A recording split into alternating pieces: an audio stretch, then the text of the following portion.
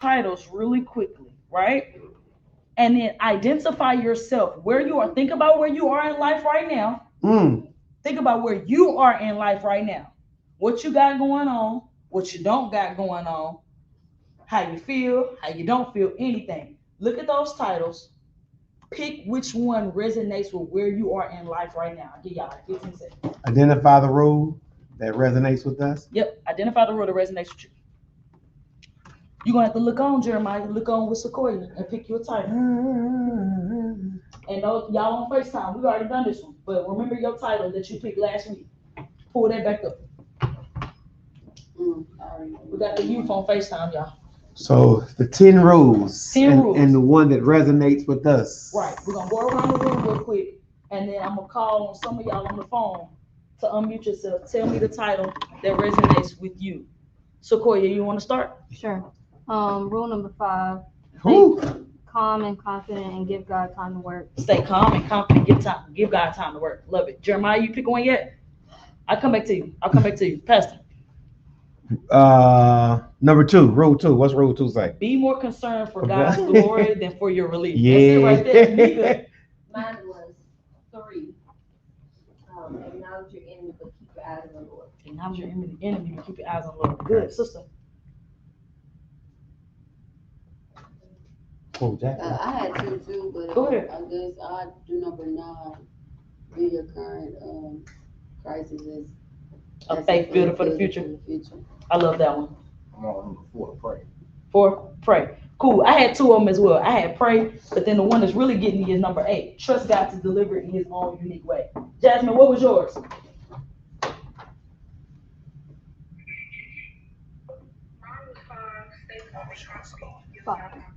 Jasmine's was 5. Brittany, what was yours? Mm-hmm. Brittany's was 9 as well. And Paige? 2. For sure. Somebody, why was that important? Before we dig into rule number 1. Because I usually want out before I let him in. Because I usually want out before I let him in. Yeah. I say pray because, if I choose to pray before I do whatever else I was doing, hey, it goes a lot more better for me. For sure. That's why. For sure. Mine was because sometimes you know your enemy, but then you still go back to that same thing that's holding you. For sure. Absolutely. Anybody else? For me. Know where you are in order for him to be able, in order for you to be able to realize what it makes you. There we go. What did she say again? Say that You again. have to know where you are in order for you to be able to acknowledge that God means for you to be Yeah, there. but you have to accept it as well. But you got to know where you are before you can accept it. Facts. So you got to know where you are, and then you have to accept it. Agree. Mm-hmm. Because a lot of us are traveling through life right now, looking at a lot of red seas That's right. and not realizing that they are red seas. Mm. Looking at mountains and not realizing that it's a mountain. Mm-hmm. Looking at things that have been conquered, that we have already conquered, and that we're about to conquer, and not even knowing what it is, where we are. Just doing life, just going through it. Mm-hmm. So before we get into Red Sea rule number 1, which is realizing that God intends for you to be exactly where you are, you got to first know where you are. Some of us still are not in close proximity with him yet. Some of us still don't know how to talk to him on a regular. Some of us still have not invited him into our everything. So you got to recognize where you are before you can do anything else. Everybody good? We're good. Everybody know where they're at. All right, let's get into Red Sea rule number 1. Realizing that God intends for you to be exactly where you at.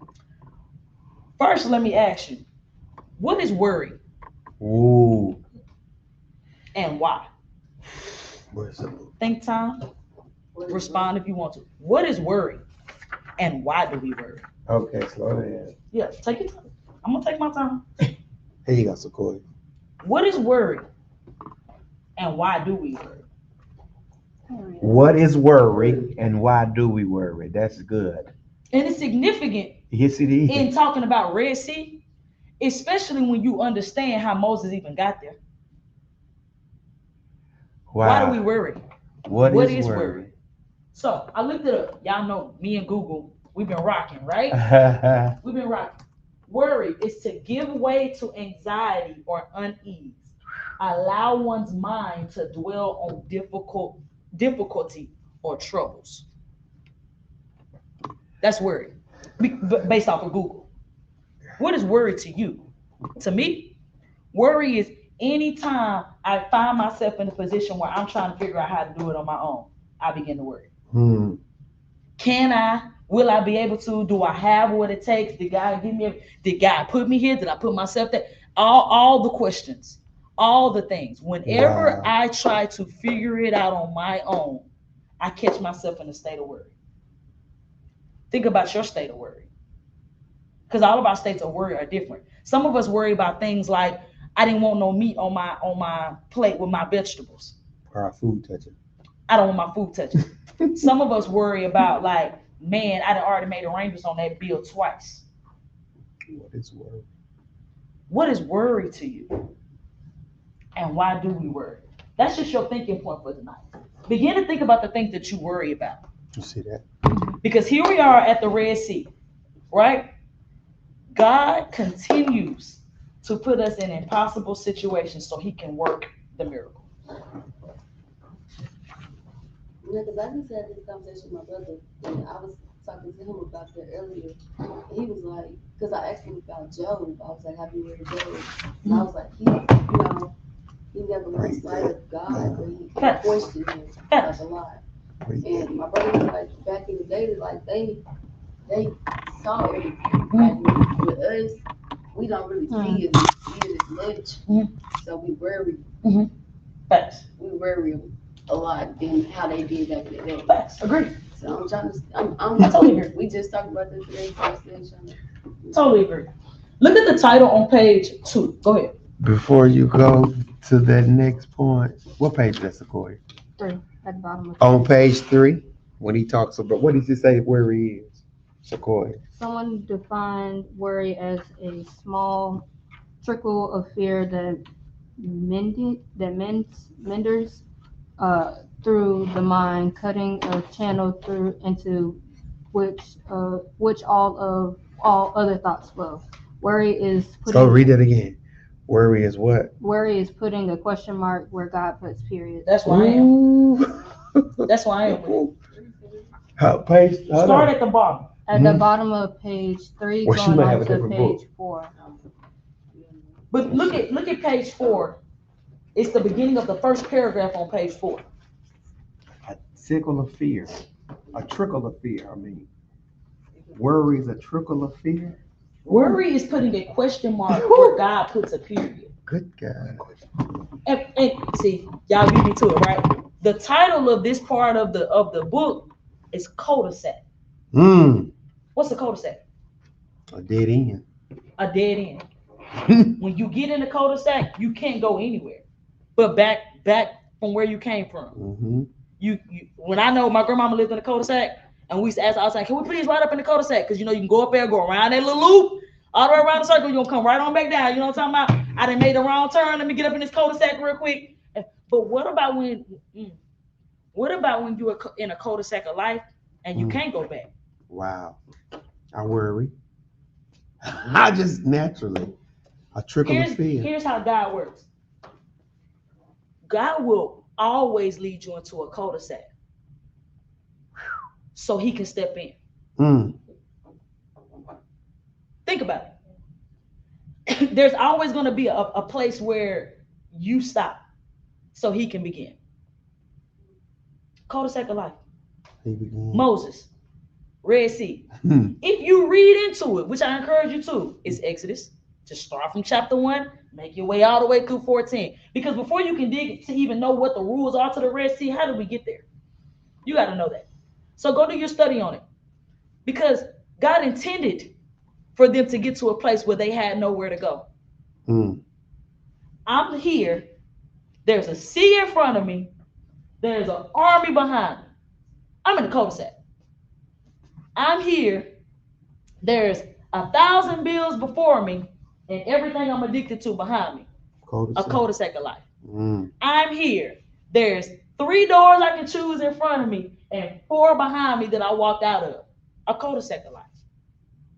God intends for you to get in cul-de-sacs so he can work. Y'all following me? Y'all there? Here we are at the cul-de-sac of the Red Sea. Realize that God intends for you to be. He intends for everything you see in front of you to seem like it is impossible. Everything behind you is pushing you that way. The natural thing for us to do is to what? Worry. Worry. But on page 4 of my book, and probably y'all's, not his, because you got the pastor's book. Page 4. Worry is putting a question mark where God put a period. I'm going to need for you to cross over this sea. You're going to need for me to do what? Okay. I'm going to need for you to stop hanging out with them. You're going to need for me to do what? And why? You begin to question what God has already made a command. Because you worry. Whether you think you are or not. Well, how are they going to view me? Are they still going to consider me a friend? Are they going to understand? Worry. Things that we don't even deem as worry are. Here we are. Go ahead. You got something? You want to say something? Just the symbol and sign. Talk to me about it. The symbol and sign. The symbol and sign. Come on. That started at 6:30. No. The symbol and sign. We put question marks where God puts periods. Is that what it's saying? Yeah, yeah. A symbol. Mm-hmm.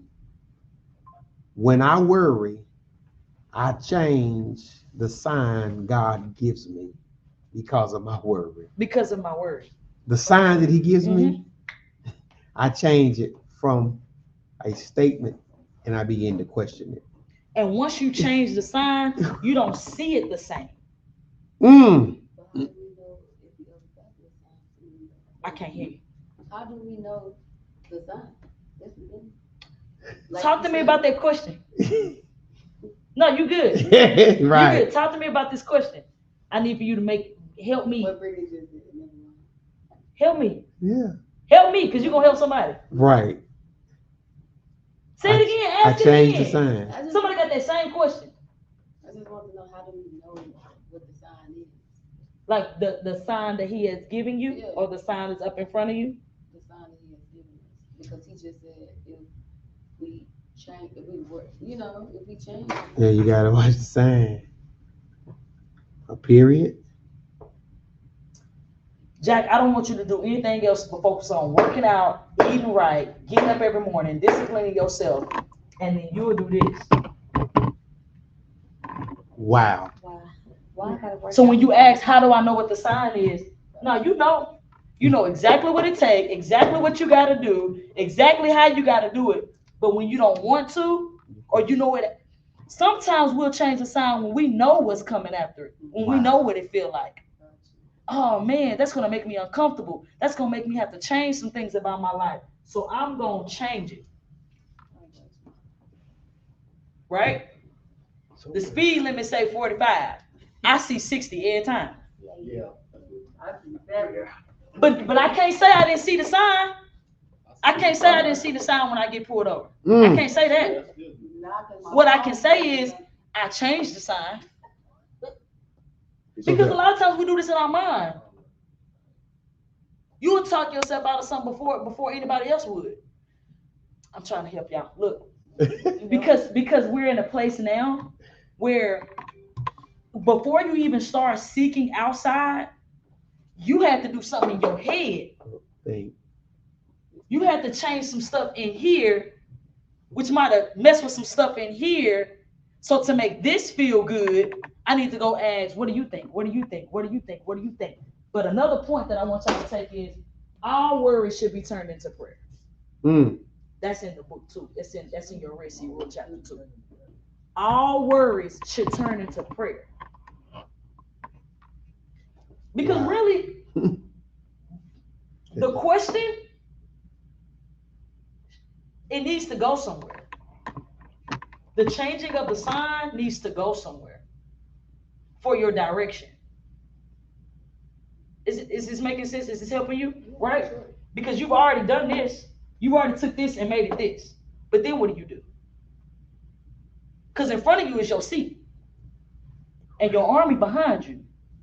So you only got a couple of decisions and a little bit of time to decide whether you're going to send it up or if you're going to worry and try to figure it out. Y'all with me? Is it? It's very hard. Thank you for sharing. It's very hard. It's very hard not to worry. But see, you know what, teacher? go ahead. When I change the period to a question, I really start doubting my own affirmation. That part. You start doubting yourself. You start doubting where the sign came from. Yeah. You start doubting. Man, look, y'all should get into Moses, right? Because he was, first off, he had excuses. He had excuses. Yes. Right? But Question he mark. low-key was cool. Even with his excuses. He still did everything. He did the miracles. He did the works. He did the signs until he got to the cul-de-sac. But you changed the affirmation. What's your name? What's your name? My name? Yeah. My name is Jazz. But the day you start questioning, It you ain't. You don't even sound, It ain't even me no more. because you start questioning your own personal affirmation. Y'all there? Y'all there? Because we're at the place now where we know, but we'll change the sign. So do what we think is going to be easier, which really makes it harder. Am I Jazz? Yeah. Am I? Is this me? Right. Am I sure? Right. Did he tell me? Right. Everything around you is confirming it, but you start worrying. Because of and changing the That's same. tearing Jack up over there. All right. Y'all there? Y'all understand this cul-de-sac thing? Go ahead and go to page 7. Oh, for the first one, cul-de-sac. Turn your worry into prayer. Turn our worry into prayer. Turn your worry into prayer. Y'all got it? Cool. The next one is when you find yourself. That's the next title. That's what we have on page 7. Okay. Let me see. The very first sentence. Or 2. Maybe 1. Can somebody read it? Starts with an O. Our whole perspective changes when finding ourselves in a hard place. We realize the Lord has either placed us there or allowed us to be there, perhaps for reasons presently knowing to only Him Himself. That part. If God is all knowing, and He knew my beginning and my end, and He knew me before He created me and placed me in my mother's womb, do I not know that God intended for me to be here? In this place? In this hardship? Dealing with this trial? Dealing with this storm? Dealing with this sea? Because He's all knowing. He knew me from the beginning and He knows my end. So your perspective should change when you acknowledge where you are and accept that God intended for you to be there. Acknowledging where you are and accepting that God intended for you to be there doesn't make it any easier. Doesn't make it more comfortable. Doesn't make it more favorable. Y'all still on your kids? My babies? Good. It doesn't make it more favorable. It actually makes it more isolated. When you realize that. Not everyone is going to sit in the cul-de-sac with you until God gives the way. Not everyone is going to accept this you. I put it on Facebook this morning. I put it on. You got to get away from people that still want to feed the old you. The you that wants to figure it all out. The you that will start putting sticks together, bricks, rocks, and mud to try to build your own bridge over your sea when you got a rod in your hand. That God had been using your whole life. Moses, this was just a journey. But your whole life, He been taking this rod to do everything. And here you are in a cul-de-sac, and you don't even realize what you got. Y'all there? Your perspective ought to change when you realize you're right where you're supposed to be. You know what though, sister teacher? Yep. Sometimes I don't realize God is in my resources. Because it looks so insignificant. Mm-hmm. It's just too, it's not wonderful enough. What's a rod though? I mean, a stick. Right, a stick. That part. And I miss God being in the resource because it just ain't beautiful enough. It's not my preference. There we go. It's not my preference. It's not my preference. Your preferences might not always align with your promise. Woo! Shut your mouth, child. Did you hear what you just said? Your preferences might not always align with your promise. But your promise do come with procedure. My God, I hope somebody wrote that down. And we've been on that, teens, so y'all already heard that one. Your preference might not align with your promise. Right, Jess? But your promise do come with some procedure. So you still got to do something. But how you get it done, how you want to get it done, and your way of doing it might not be what's in alignment with that promise. Which is how you get yourself in cul-de-sacs as well. When God is tired of you doing it your way, he'll send you to a cul-de-sac.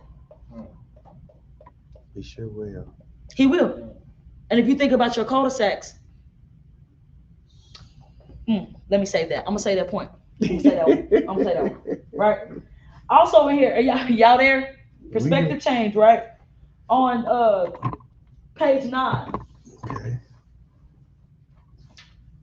Goes back to what you just said though. In order to recognize this, you got to know what's in your resources and who's in your resources. Because on page 9, it says, she knew that his will would never put her where his presence could not sustain her. One more time. She knew that his will would never put her where his presence could not sustain her. There's a couple of things in that sentence that you got to deal with. She knew that his will. You got to know what's in the will of God and what's not. That's on page 8. Is it page 8? What book you got? Page 8. I got the older version. Okay, yeah. Where we at? Sequoia. Bottom of page 8. Okay. Well, that's good. Yeah, mom's at the bottom page 8, so I'm sorry. Page 8. Yeah. You there? She knew that in his will, right? She knew that his will. You got to know the will of God. You got to know what's in the will of God and what's not. You got to know whether you're in alignment with God. Not all good things are God things. Right. Right? As a kid, okay, where we on time? Y'all don't let time slip up, right? Because I can talk. I can do this all night, right? Because it gets good to me. Because I'm in a cul-de-sac of life. Right. So it's not even like I'm just teaching it. It's like I had to wake up this morning and figure out whether I was gonna try to walk my way through it, like I thought I was Peter and was just gonna get up and walk through it. And I had a ride. Sometimes your ride is just prayer. Wow. What is your rod? What is your ride? Sometimes your ride is just prayer. Want it though. And you can't say that prayer doesn't work if you ain't trying. Right. It's like I tell the teens all the time. I can see if we didn't try God and he didn't fail us. But some of y'all won't even try him. But a question him and a change the sign. But until you didn't gave it to him, like actually give it to him and actually see what he gonna do with it, and then you could prove him wrong. Yes. A question. So could you possibly just a little further elaborate on try prayer? Because I've talked to people that think that they tried. I've prayed, he didn't do nothing for me. There's a certain person in the barbershop, you know what I'm talking about. But you know what? A lot of people give up on him. I ain't gave up on him. I got you. So he said, I asked him, I said, do you believe in God? Do you really believe in God? He said, you want my true opinion? He said, I never met him. He said, how folks say they pray, I don't pray, certain things. He didn't do nothing for me. So elaborate on question. On trying God. Well, the first thing that stood out to me with your story is the relationship Or the lack thereof. or lack thereof, right? So And it's the ability. you got some that fall under the umbrella of believing and still ain't tried him. But because he can do it for me, I believe, because he did it for Jazz. But he ain't that for me, right? We're gonna put a pin there, because me and you will dig back on that one. Back to this right here, right? As a kid, I only talk about me, so this ain't everybody's story. It's hard for me to know that I'm gonna come home from school and not have nothing to eat because of the relationship I have with my mother, and her character traits have already showed me that we either stopping at McDonald's, getting chips or popcorn, or she gonna cook something at the house. Okay. Right? She ain't let me down with that much. Might not be what I wanted to eat, but I can't say that I've been without food, right? It's hard to say, and then you grow up a little bit more, right? It's hard to say like my teacher don't care about me or what I do in school when I got a problem or a question and I ask or I say, can I stay after and get extra help? They're there, so they're character traits, right? So with the lack thereof of a relationship with God, could easily make it to where it's like, well, I prayed and he ain't done nothing to him. Well, he ain't done nothing to me. Well, I don't know how many kids that I know walk in this church and don't speak, don't say anything, but then come up and ask me for $1 or something to eat that I'm just gonna be like, yeah, I give it to you. You follow me? Oh. Well, I know you follow me, right? But is it making sense to help out with the question, right? When you don't have, we take advantage of God's feelings like he don't got none, right? If you ain't talked to him or dealt with him, and then you call on him when you need something, because see what I heard was, well, I didn't pray to him and he ain't done nothing for me. So what I'm getting is you want to talk to him when you need something from him. And then sometimes you talk to him and it's not in his will for you at the time, so you don't have patience to wait for your answer. But that So goes back so it's like to you're rushing God knowing to what give your you- resources are. Y'all hitting it right, but y'all ain't. Ain't nobody hit it yet. Ain't nobody hit it yet. That goes back to It's knowing almost what like your road trip. resources are, though. If you don't know what it says in the Bible, if you don't know what to listen for, you're bound to make the wrong decision. You're bound to question yourself. All of that. My thing with God is, I'm gonna serve him whether he do it or not. You grew to that. Which You grew leads, to that. Which leads to your what? What can I say without giving it away?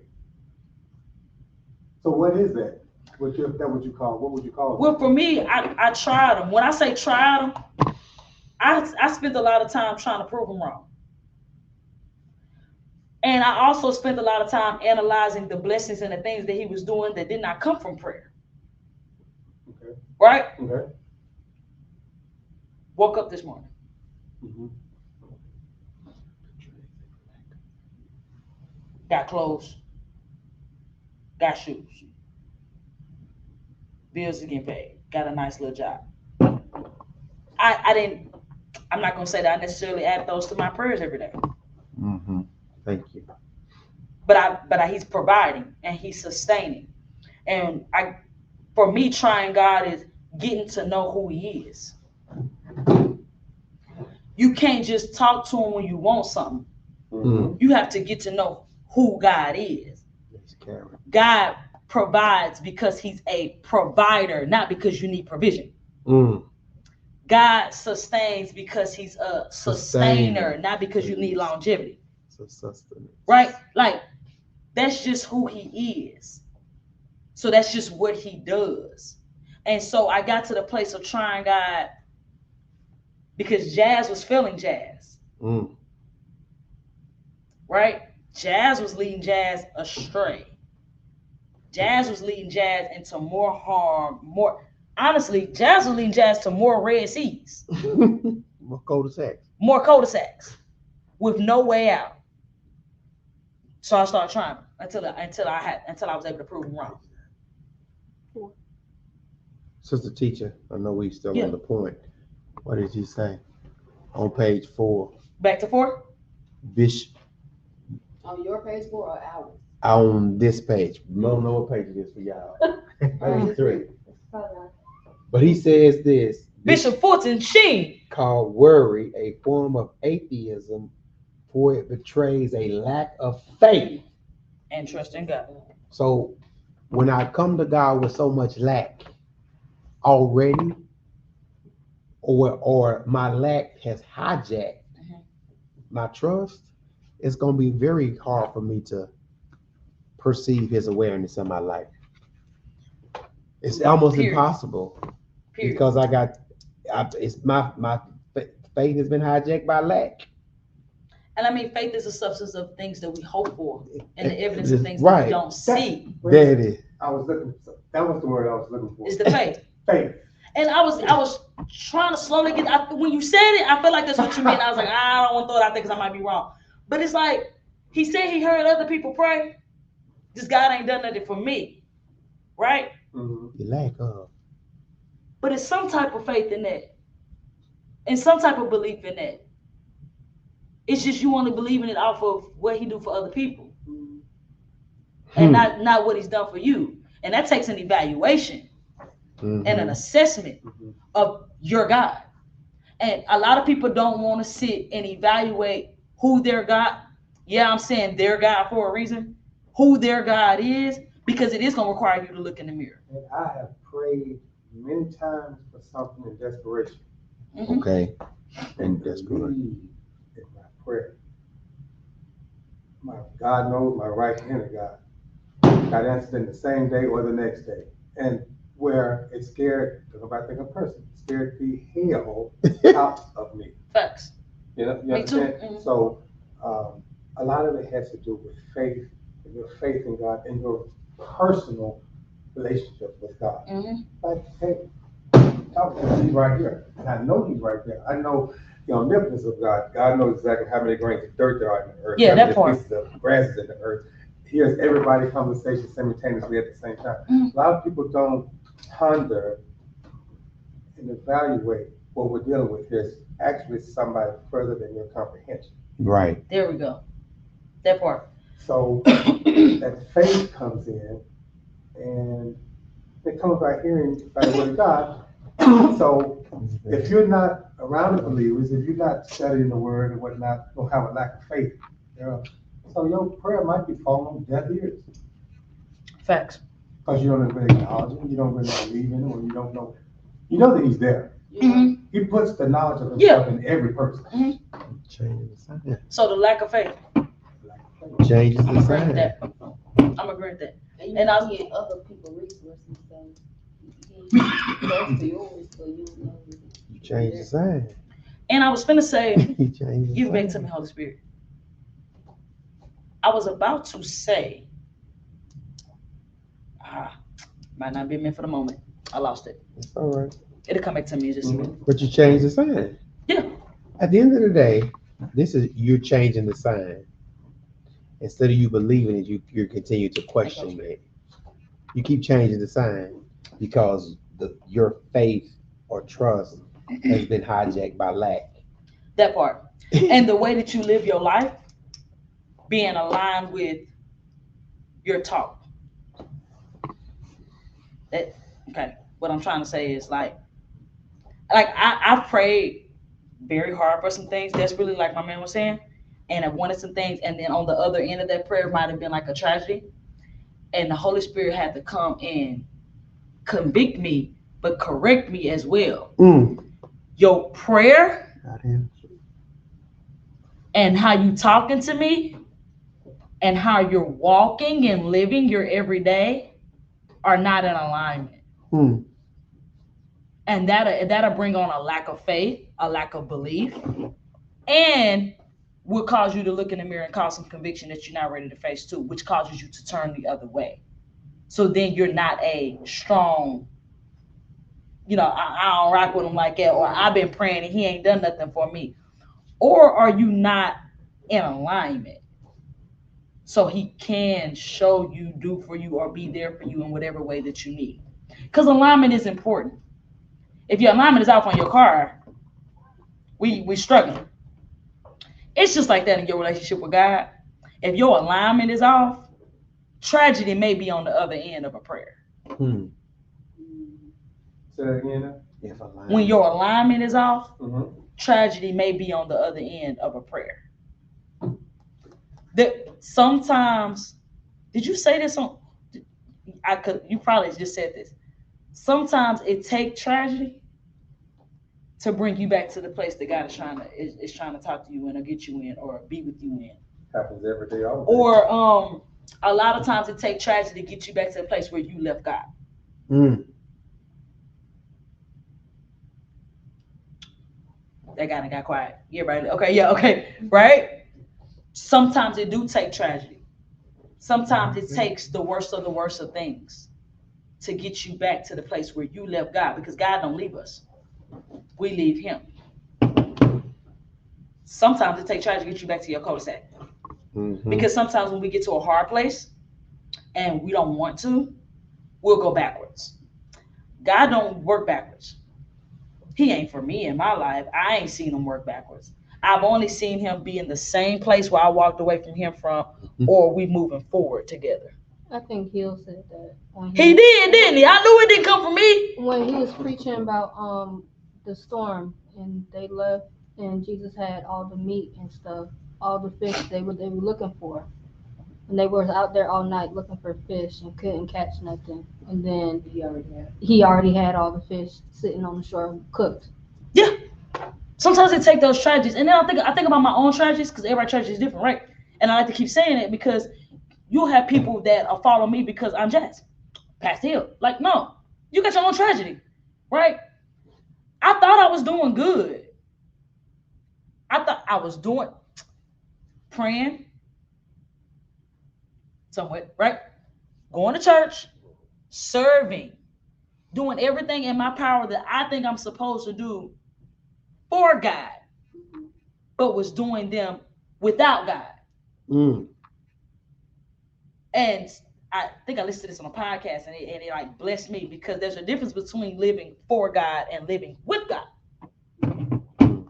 Doing things. which messes with your faith and your belief in God, which tarnishes your relationship with God, which makes you change the sign on God, because you're doing life for him but not with him. Mm. And I hope that makes sense. And I hope that it helps, because the danger in continuing to walk a life without him is, what do you do when you get to your cul-de-sac? What do you do when you find yourself facing something that is impossible for you to do? What do you do? What do you do when you have to sacrifice something that's bigger than you, that means so much to you? What do you do when he calls you to a level of elevation that requires you to leave some folk that you love, that you care about, to stop doing some things that you don't want to stop doing? What do you do then? Because I feel like I'm doing everything right. I can have a, here or there. Right. I can do this, that, and the third. Like, nobody said I couldn't still live. But if God can't be invited, is that the place that I want to be in? Hmm. And some people are okay with that, being in places where God can't go. But then when you get out of that place and you pray, well, God didn't do it for me. He ain't that off and on. I don't know how many of us gonna, like, when you dating somebody, I mean, you can just talk to me when you want to. You know how it gets. Maybe not just me. Okay, yeah, you know how it gets. But I had to stop fooling with them, because they want to talk to me when they want something. They want to call me when they need something. Right. Well, why wouldn't it be the same in our relationship with God? Hmm. Why wouldn't God spend time quiet when you spending time without him? I hope that makes sense. Don't know how we got there, but we did. We all good there? Don't know how we got there, but we did. Which happens. Let me pull my notes back up. All right, cool. So we there, right? Knowing the will that would never put her where his presence could not sustain her. So you got to know the will, and then recognize that the will will never guide you to a place where God won't be with you and sustain you. We try to align the walk, the talk, the area to make us feel good, or so we can bring people along that we can lean on when we want to. And a lot of times it just needs to be you and him. Good. Moses only had Aaron because he was complaining about his stutter. So God was like, cool, tell your brother to do it. Yeah, excuses don't make you exempt. Anyways, go to on page 9. It gives us some examples. It says, consider these men and women, though not fault of their own, found themselves beset with soul disabling difficulties while trying to follow God. So you got Hagar. So y'all gonna have to look all these up on your own time, right? So you got Hagar, who was a single mom forced into the desert with her boy to die of thirst. Joseph wanted to fulfill divine dreams. He was seized, stripped, sold as a slave, and in prison. Moses caught between the splendors of the Egyptian royalty and thankless affliction with God's people. David being anointed by Samuel. Hezekiah, the Lord's disciples, the Son of God, the apostles, so on and so forth. We're there, right? So, with all that being said, because you need to go look up those on your own. 1 Peter 4 and 12 on the top of page 10. Right. It says, beloved, do not think it strange concerning the fiery trial which is to try you, as though some strange thing happened to you. I find it funny when people tell me that the Bible's boring. Right. It makes me laugh now. It used to be. I used to could agree. When people say the Bible's boring, or it's too difficult, or I don't understand it, or whatever excuse that they come up with to not read the Bible. Right? I didn't understand it though, so it happens. The virgins. The virgins. Now they got more virgins and you can understand it. Now they got more versions. Some people still say I don't understand it. Oh. Right? Like they don't have an easy to read version. Whether it's contaminated, it's been tarnished. That part. Yeah. Right? And I find it funny because we are our own Bible stories. That just ain't been written. Right? And if you really dig into the Bible, a lot of it you can see in your own life every day. So when he listed these right here, all the people that went through times of being in situations that were impossible or put their back up against the wall where they couldn't do anything but rely on God, I was like, yeah, that's it right there. And the reason I said that, because how many times do we get in those situations? But we complain, stop, move backwards, do all of these fleshly type of things as if we don't have a guide of what to do when we get in those situations. So I'm at a place now where it's like when you don't know what to do, I'm like, read your word. Read your word. Talk to God. Take the next logical step. Take the next logical step of faith. It takes some growth, though. It definitely does take some growth. It takes some walking through some stuff. But for the sake of where we are now, if you know you ain't the only one that ain't been in the fiery trial,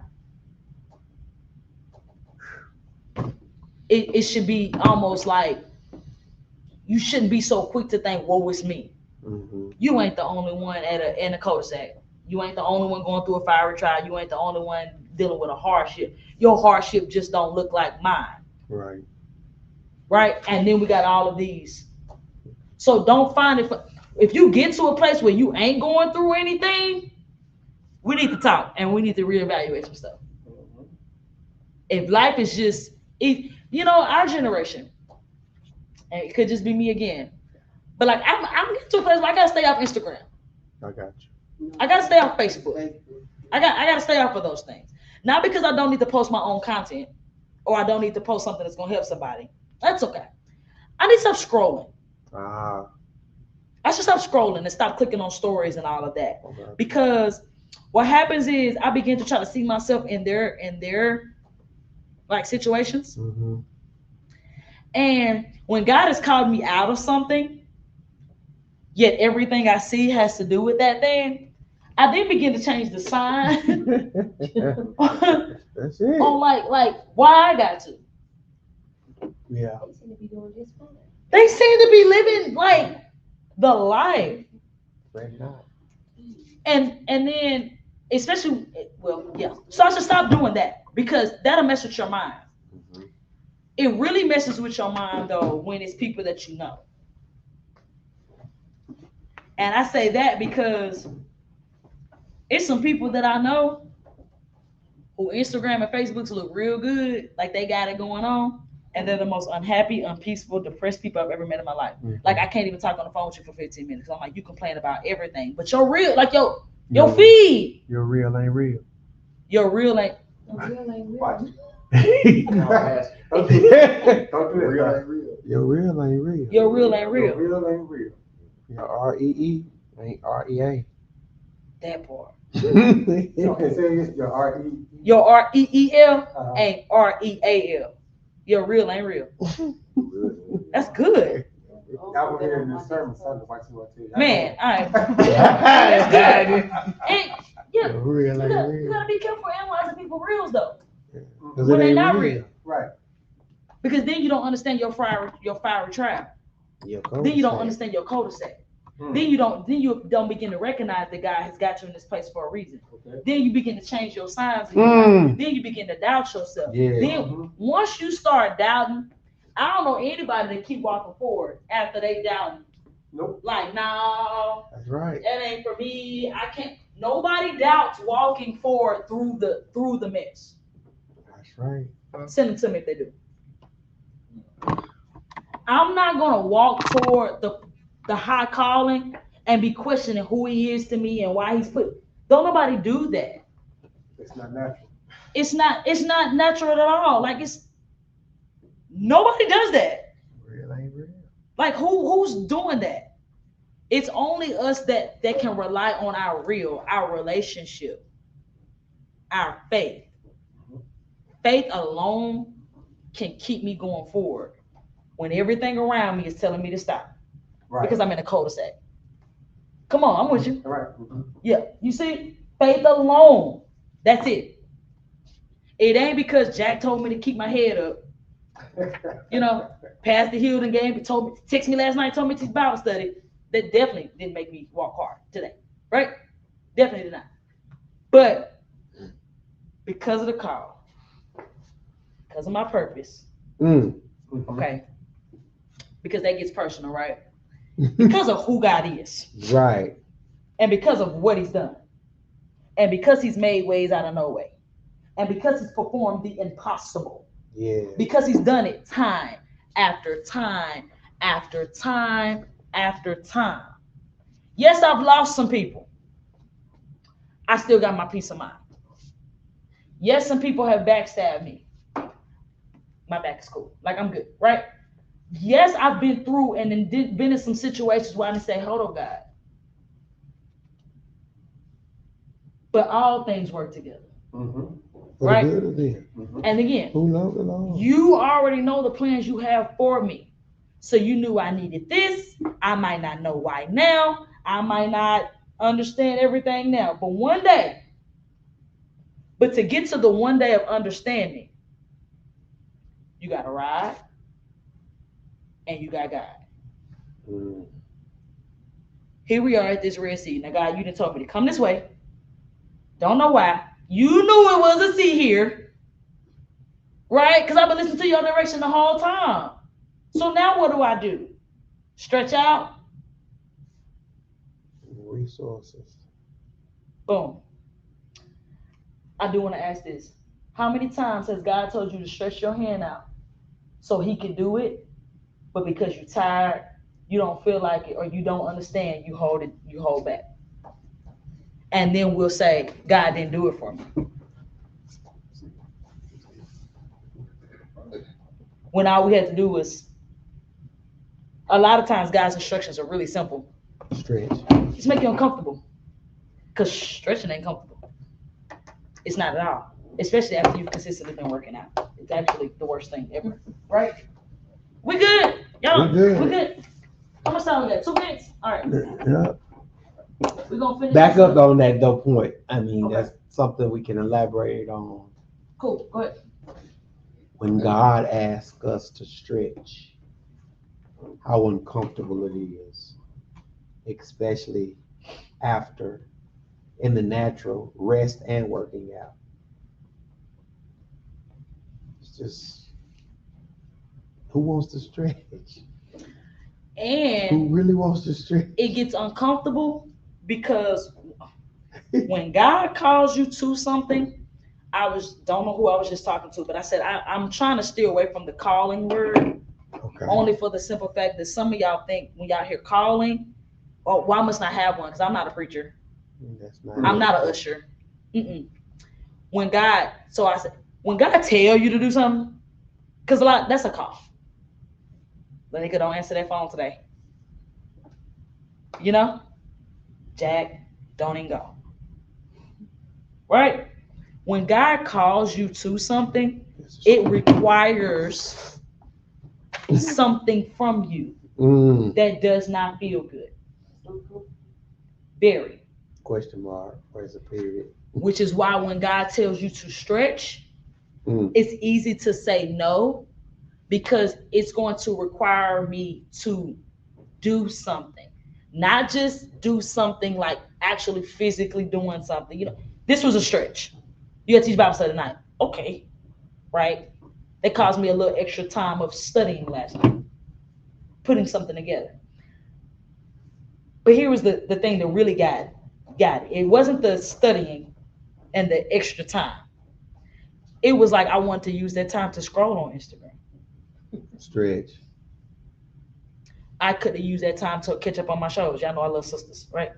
Stretch. I could have used that time to catch up on my show for the new one that's coming on tonight. I could have rested. I could have did it. It requires you to do some things. Sometimes those requirements mean giving up, getting away from, or not dealing with some things. And that's why a lot of us don't want to stretch. Because if you live in your everyday life, it's not a stretch if you can just flow in it. That's not a stretch. That's just what would you like, an add-on? It's not even an adjustment all the way. Can be, because you might not be going that way. It can be an adjustment. You know, if you're on your way home and it's like, I need you to stop by the store. I mean, I can reroute. But when you stretch, when you stretching for something that God is telling you to do, you gotta make some adjustments and some what's the word I'm looking for? Adjustments. I just said question mark. Don't change the sign. That's a specific word I'm looking for. Yeah, adjustments. I guess you say pivots. Yeah, pivot. It's a word I'm looking for though. It's on the tip of my tongue. It'll come to me. That's what stretching will do. It'll make you uncomfortable. It'll make you change some stuff. And the longer you don't stretch, the more uncomfortable it becomes. The longer you don't stretch, the more the tighter your muscles are. Okay, Sequoia, you going somewhere with this? Because if you don't stretch, you then become stiff, That's stale, atrophy. Old. Atrophy. There's no blood flow. No right? good. The blood doesn't flow. Yeah, old. The blood Because an old doesn't yes flow. and a new season don't produce fresh fruit. An old yes in a new season. Don't produce fresh fruit. You know, like we can go, let's say we plant the apple tree. We can't take them same seeds and think we're gonna replant them and do the same process. It's gonna produce another tree. That's just not gonna work. You know, and not stretching will have you bringing an old yes into a new season. Well, I told God that I would. But you don't wait too long. You ain't did nothing with it. You ain't stretched. You ain't. God didn't call me to something right now. I promise y'all, I want to say no. Because it's requiring me to stretch beyond what I even think I can. And this last week has been crazy because time where I'm like, I'm ready to go to bed at 10 o'clock, I got to spend 2 hours working on something else. You know, that's a stretch. That's uncomfortable. But I'm afraid that if I don't, the seed will get suffocated. Or putting my stretch on hold. Ooh. That part. Darn, Jack, that was good. That was good. It's 7 o'clock. That's it. Cool. All right. Well, if it's my fault, we'll dig into that next. But I do